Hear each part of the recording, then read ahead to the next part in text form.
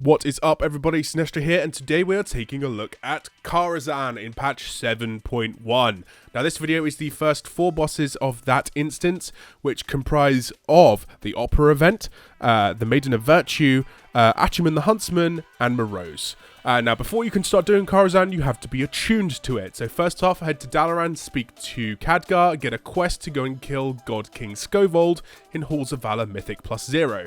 He drops an item, you complete that there, and then you go back to Khadgar, and he gives you a quest to go and kill 3 other Mythic +0 bosses, one in in the Valor Hold, one in Blackrock Hold, and one in Vault of the Wardens. Once you kill the final bosses in each of those dungeons, you go back to Khadgar again in Dalaran, who gives you another quest to go to the Karazhan dungeon, the old Karazhan raid site in Deadwind Pass. He opens up a portal, you kill a load of demons, close a load of portals, do a basic gathering kill shit quest. Takes you about 10 minutes if you're in a group, which you probably will be to do this. And then you're pretty much done. Now, the attunement for Karazhan is not character-based, it is account-wide. So once you are attuned once, you can go on all of your ults, which is fantastic. Once you get there, fly up to the bridge on the right-hand side of the dungeon, enter through the side door, and you are in Karazhan proper. Now, I have a love affair with Karazhan because it was the first raid that I ever did. Like, I was playing Protection Paladin back in the day. It was the first thing I ever tanked. It was the first thing I ever, every raid I ever did. It was amazing, and, I was so fucking scared of this remake because I did not want them to fuck it up because it's, my favorite place in the universe. And for me to be able to sit here and tell you guys that it's amazing, and I love it, and it brings back the perfect sort of nostalgia trip mixed with some crazy new fun stuff and things like that is such a joy for me to tell you. So, I really want you all to go and experience this, and hence why I'm making a guide. So when you go in, you can kind of go and do whichever of the bosses that you want to start with, because you can head down towards the servants' quarters, all that sort of whichever way you want to go first. We decided in our run through to go for the Opera event first. So as you come through the entrance of the dungeon, turn right and go start killing all of these theatre attendants and theatre goers and things like that. They drop a good amount of gold. They drop bad reviews for the old Opera event, which is really funny. You should read some of them. They're fantastic. They fill your inventory up with crap, which is fantastic as well, just because they're used to as well. It's brilliant. I think so that, and it's really, really good. And you head down towards the Opera event, which is the first boss. Now, there are 3 different versions of the Opera event, and we get 1 per week. So things like that. So you can't go in and do this Karazhan multiple times on resets and get different Opera events. You're only ever going to get the 1 Opera event, and this one was Westfall Story was the first Opera that we actually had. So you'll see that as we come through here. But first off, once you kill all this sort of stuff, you head down towards the backstage area, and then you will speak to Barnes to activate the Opera event. Man, I used to love the Opera event. I used to love Beauty and the Beast and things like that. All that stuff, they were awesome and things like that. And if you ever wonder where Runaway Little Girl comes from, it's this raid. This is where that came from. But here's Westfall Story. So once you get here, you speak to Barnes, and he starts rattling off some dialogue about the story that you're going to know. And there was always a moment of excitement with Barnes, right? Because you used to speak to him and you didn't used to know what the Opera event was going to be until he started talking, and you had to try and work it out from there. And that was always so fun.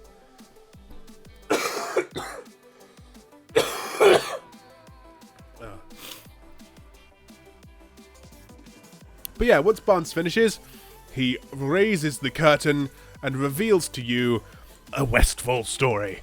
So this is a really pretty basic one. In fact, most of the bosses in here are pretty easy, with just a couple of reasonable mechanics that if you know your stuff, you won't have any problems with. Westfall Story is all about avoiding stuff on the floor, and not standing in any obvious AoE.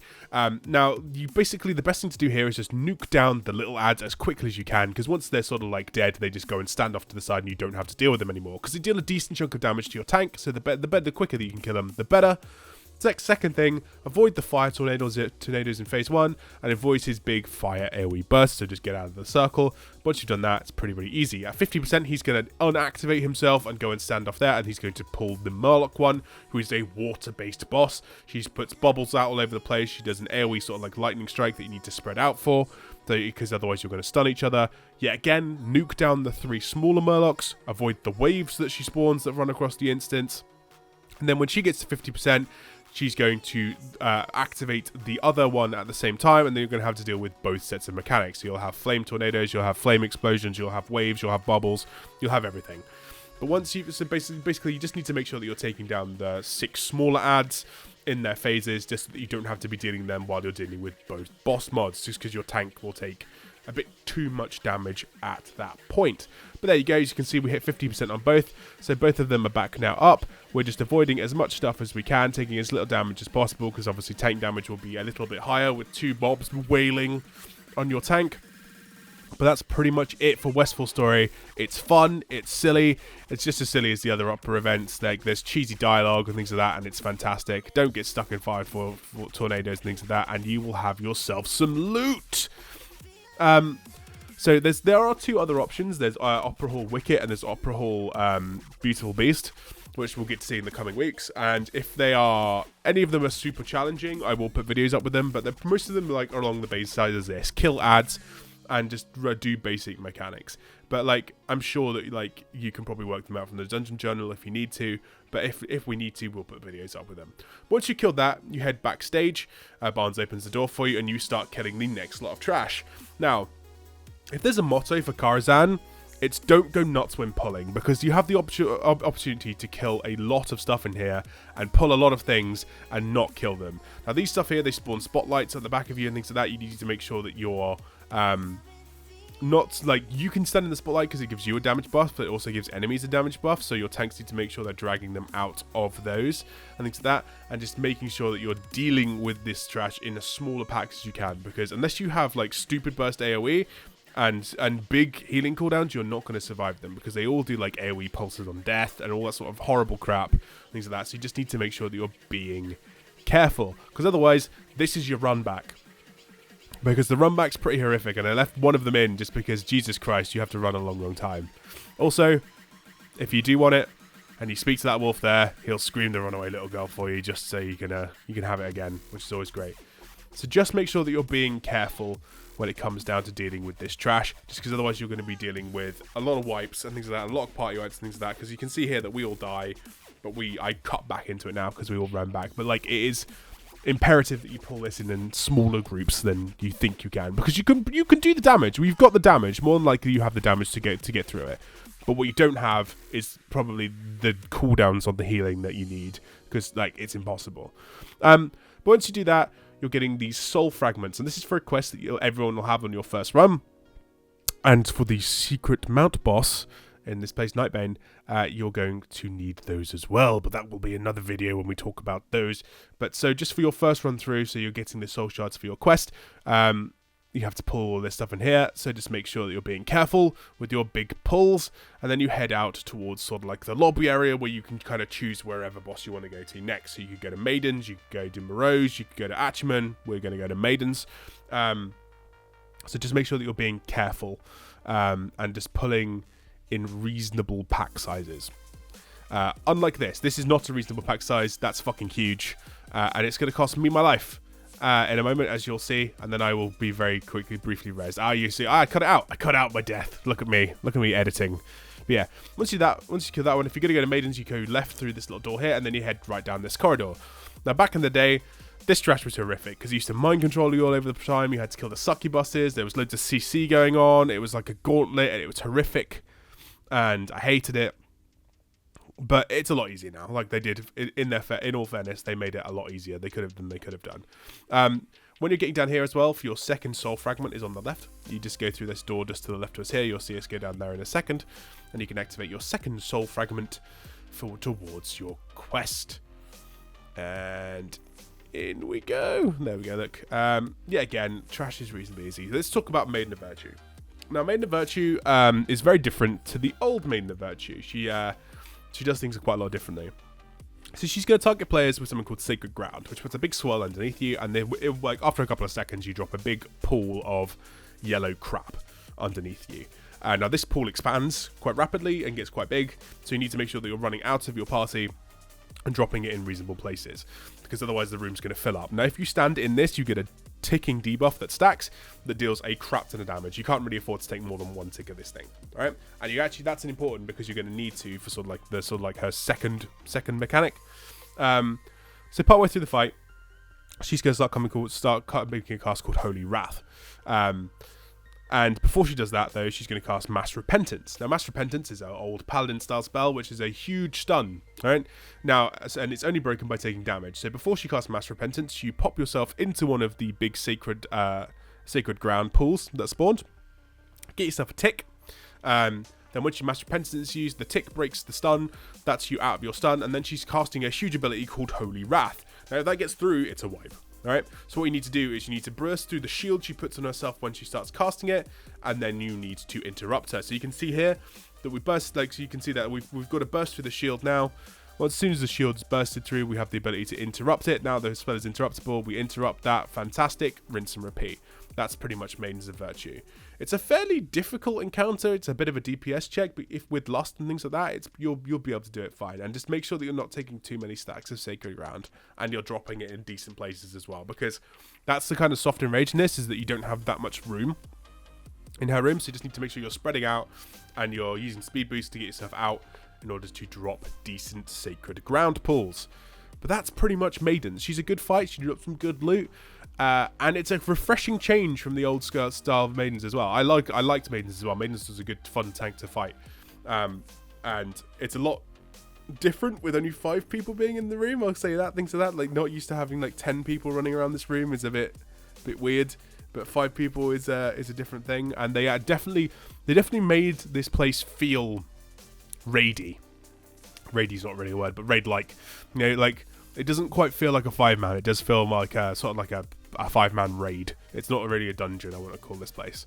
And that's really to Blizzard's credit that it feels like that, because I think if this just felt like another 5-man, I think we would have had a real problem with this. But there you go. There's Maiden of Virtue instead. And what we decided to do next was head for burrows. Now, burrows is pretty easy to get to from Maidens. You just sort of like head down the stairs and kill through the ballroom. But before you get there, you have this another cutscene with Lothar and Prince Lane Rin talking about Medivh, because this is all about the old Sword of Kara.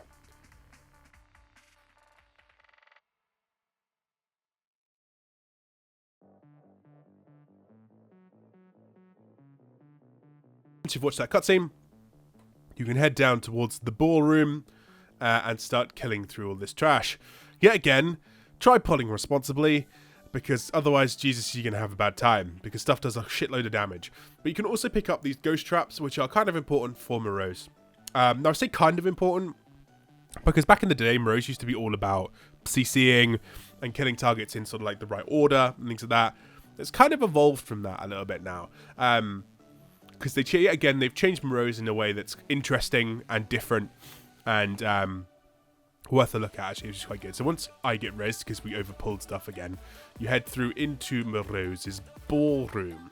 Now, Moroz's ballroom is, yet again, really heavily filled with trash. Now, you can line of sight stuff outside here, which I would highly recommend doing, and just pulling it in smaller packs, because like you'll be able to burst it quicker and things like that, and you'll just be able to deal with it a lot faster and things like that. And it means you're not dealing with huge 20+ mob packs, which is impossible to deal with. At some point, I think that we gave up and we just wandered in and just started pulling huge swathes of things, just because this thing takes a long time as well. And something that I need you to realize is that, like, you're going to be in here for an hour and a half if you know what you're doing, or a couple of hours if, like, you do like we did, because we went in completely blind because we just wanted to experience it. And that was a really great way, but it meant that we kind of like learned on the fly things and things like that, and we wiped a couple of times, and like obviously we weren't sure like all the trash mechanics and things like that, so you just need to be careful there when you're dealing with that. But now we're coming up to Morose. Now Morose has some dinner guests with him. Now in the old days you used to have to CC these and then kill them at specific points and things like that, and it was all very complicated. Now in this one you have the ability to CC them, but at some point, Morose is going to cast something called Ghastly Purge, which is just going to make all of his ads immune to CC. Now, these things do a crap ton of damage, right? So, realistically, if you don't have the gear, you can CC them and then just kill them, like, one by one. That's, like, literally, like, the first thing you do before you even kill the boss really is just kill one of these one by one. Or, if you're like us, we CC'd, like, 3 of them, and then just kind of like barrage broke them because we were silly. So then you can just kind of nuke them all. Like if you've got like the decent enough DPS and you're like not standing in all the shit on the floor and things like that, because Morose is just going to cast these big his dinner guests and things that he's going to put AoEs and stuff on the floor to avoid. If you can sort of like think on the fly and move away from stuff and like think quickly, you can smash through this no problem. Like it's very easy to AoE all this, but like realistically, if you don't, and like you haven't really done too much mythic content or mythic like raiding or things like that, and your gear's a little bit lower, CC2, take 2, kill them both, keep CCing the other ones out. People have ghost traps that you can pick up around the rooms, things like that. There's loads in there. You should have like a full 5. Like re-CC the second 2, don't really touch Morose, and just sort of like kill the 2 ads, then kill the next 2 ads, then kill Morose, and that's like kind of like the best way of doing it. It's not a complicated fight. You just need to make sure that you get the ads dead, because they're going to do a lot of damage to your tank, and they're going to be casting more and more abilities that you have to deal with. So just make sure that you're being careful about your ads and just killing Morose. Because once the ads are dead, Morose is pretty much just a tank and spank. He's going to cast. He doesn't really cast. He does still cast Karazhan, which is like a big AoE dot that just deals damage to everybody. So like AoE healers are going to have a big fun time with that one. But other than that, Morose is a pretty good fight. He's pretty standard. He's pretty much very similar to the fight that he was before. You just have to make sure that you deal with the ads a slightly different way.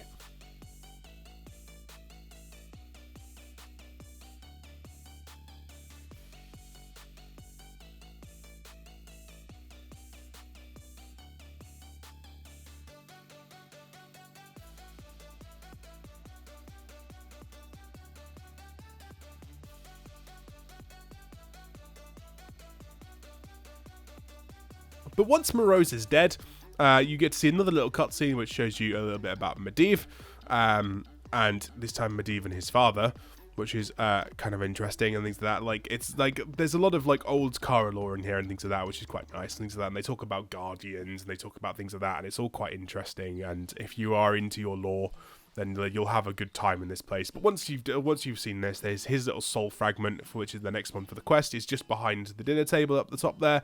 So you go and activate that, and then you can head towards the last boss of the downstairs section, which is Achumen the Huntsman. Now, Achumen has some pretty horrific trash that you need to clear all of, because otherwise you're going to be in for a really, really bad time.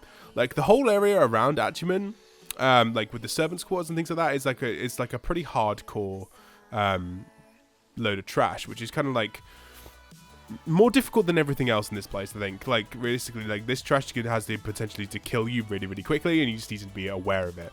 Like, this trash in here, the horses do a charge, and, like, the guys do, like, a stun, things like that, so just, like, pull small little packs of it, and just deal with it, sort of, like, as quickly as you can.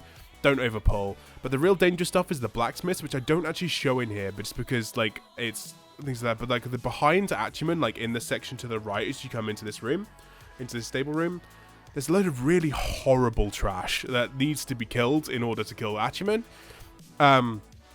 Just deal with it slowly.